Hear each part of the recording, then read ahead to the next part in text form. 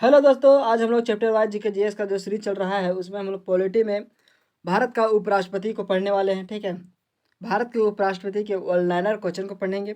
इसके साथ साथ हम लोग इसमें प्रीवियस ईयर को क्वेश्चन को पढ़ने वाले हैं। ठीक है, ये आपका थ्योरी वाइज क्वेश्चन रहने वाला है। तो चलिए शुरू करते हैं। संविधान में उपराष्ट्रपति से संबंधित प्रावधान अमेरिका के संविधान से लिया गया है। संविधान में उपराष्ट्रपति से संबंधित प्रावधान कहाँ से लिया गया? तो अमेरिका के संविधान से लिया गया है। भारत का उपराष्ट्रपति राज्यसभा का पदेन अध्यक्ष होता है। ठीक है, भारत का उपराष्ट्रपति राज्यसभा का पदेन सभापति होता है। अनुच्छेद 64 से 89 तक दिया गया है। ठीक है, उपराष्ट्रपति राज्यसभा का सदस्य नहीं होता है, अतः इसको मतदान का अधिकार नहीं है, किंतु सभापति के रूप में निर्णायक मत देने का अधिकार प्राप्त है। ठीक है,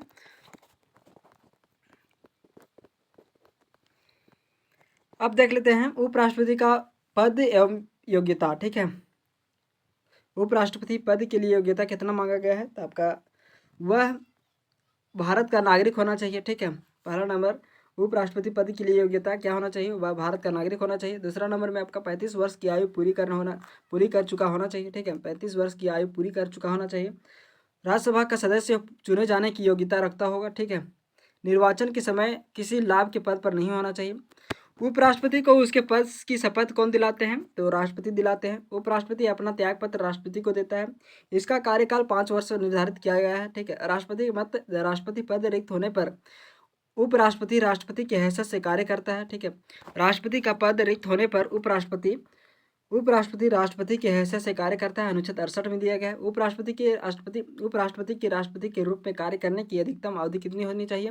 6 महीने की होनी चाहिए। इस दौरान राष्ट्रपति का चुनाव करना अनिवार्य होगा। ठीक है, राष्ट्रपति के रूप में कार्य करते समय उपराष्ट्रपति राष्ट्रपति की सभी शक्तियों, विशेषाधिकारों और वेतन और भत्ते का प्रयोग कर सकता है।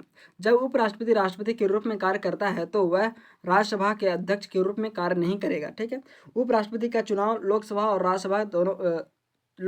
राज्यसभा के सदस्य मिलकर करते हैं। ठीक है, उपराष्ट्रपति का चुनाव कौन कहते हैं? लोकसभा और राज्यसभा के सदस्य मिलकर करते हैं।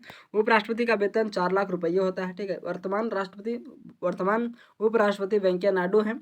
वे 13वें क्रम के उपराष्ट्रपति हैं। ठीक है, भारत का महान्यायवादी अटॉर्नी जनरल की नियुक्ति संविधान के अनुच्छेद 76 के अंतर्गत राष्ट्रपति करता है। अटॉर्नी जनरल की नियुक्ति संविधान के अनुच्छेद 76 के अंतर्गत राष्ट्रपति करता है। ठीक है, अटॉर्नी जनरल राष्ट्रपति के प्रसाद पर्यंत पद धारण कर सकता है। ठीक है, अटॉर्नी जनरल राष्ट्रपति के प्रसाद पर्यंत पद धारण कर सकता है। अटॉर्नी जनरल बनने के लिए वही योग्यताएं होनी चाहिए जो उच्चतम न्यायालय का न्यायाधीश बनने के लिए होती है। ठीक है, अटॉर्नी जनरल बनने के लिए वही योग्यता होनी चाहिए जो उच्चतम न्यायालय का न्यायाधीश बनने के लिए होता है। ठीक है, भारत के प्रथम न्यायवादी MC सित्तलवाड़ थे। भारत के प्रथम न्यायवादी कौन थे?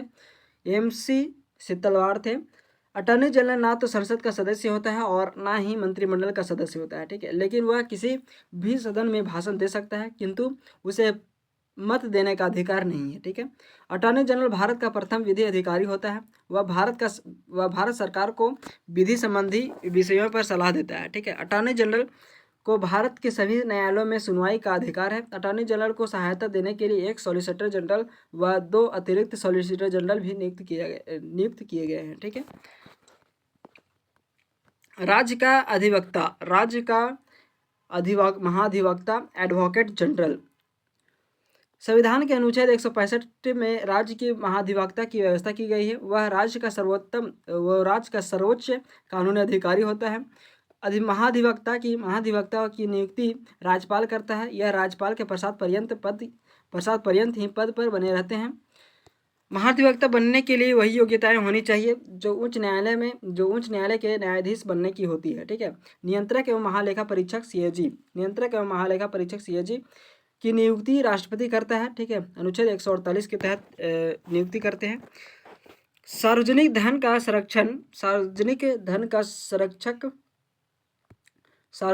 संरक्षण नियंत्रक महालेखा परीक्षक को कहा जाता है। ठीक है, नियंत्रक महालेखा परीक्षक की पदावधि 6 वर्ष या 65 वर्ष की आयु तक होती है। नियंत्रक महालेखा परीक्षक अपना त्याग पत्र राष्ट्रपति को देता है। नियंत्रक महालेखा परीक्षक को संसद के दोनों सदनों के समावेदन पर हटाया जा सकता है। ठीक है, नियंत्रक महालेखा परीक्षक को संसद के दोनों सदनों के समावेदन पर हटाया जा सकता है। इसका वेतन 2.5 लाख होता है। ठीक है, इसका वेतन कितना होता है? 2.5 लाख रुपया होता है। ठीक है, वह केंद्र सरकार के लेखों से संबंधित रिपोर्ट राष्ट्रपति को देता है। वह केंद्र सरकार के लेखों से संबंधित रिपोर्ट किसको देते हैं? राष्ट्रपति को देते हैं। वह राज्य सरकार के लेखों से संबंधित रिपोर्ट राज्यपाल को देता है। ठीक है, वह संसद की लोक लेखा समिति के मित्र और मार्गदर्शक के रूप में कार्य करता है। भारत के प्रथम नियंत्रक व महालेखा परीक्षक वीर नरसिंह राव थे।